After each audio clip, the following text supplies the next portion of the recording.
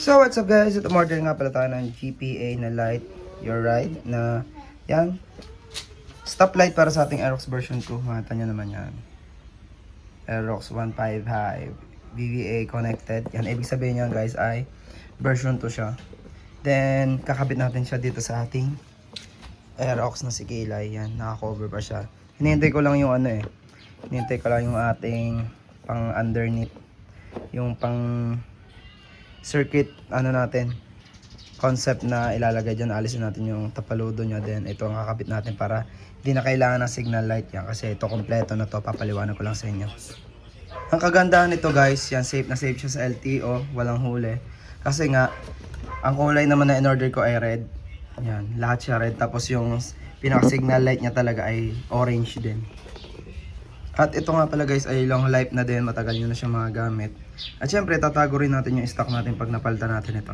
And mercury free, yan, energy efficient, matipid sa battery, and low head radiation. Yan. And buksan natin guys yung laman nito para may idea kayo pag ikinapit na natin. Yan. Para bago naman kayo bumili nito ay may idea kayo kung ano ang itsura niya. At ito nga guys ang itsura niya pag nabuksan nyo na. Yan. May free sticker din siya. Yan, GPA Light Your Ride. Yan, pwede nyo ikabit. Siyempre naka-plastic siya na yan, plastic sticker para di magasgas sa loob. Yan, alisin natin yan pag naikabit na natin. Siyempre guys, ito yung mga linya niya. Napaganda.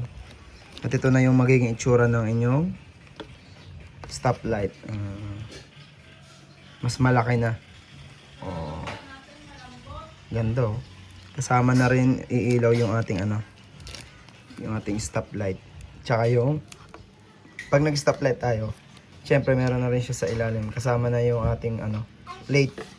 May ilaw na rin yung ating plate number. At yan. Doon kayo sa legit guys bibili. Ilalagay ko yung link dyan.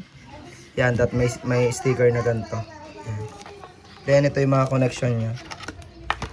Ito plug and play lang naman to guys. Lahat ay plug and play. Yan, ito plug and play lang. Then may dalawa dito. Yan, makikita nyo naman na may color coding naman siya. Then itatap nyo lang siya sa signal light. Then gagana na siya. At ang signal light nito guys ay yan, dito din. Ito. Sa dalawang gilid niya. Yan ang pinaka signal light niya. So, yan, para sa mga gusto mong order nito guys. Yan. And update ko kayo guys pagkakabit ko na to. So, ride safe always and God bless.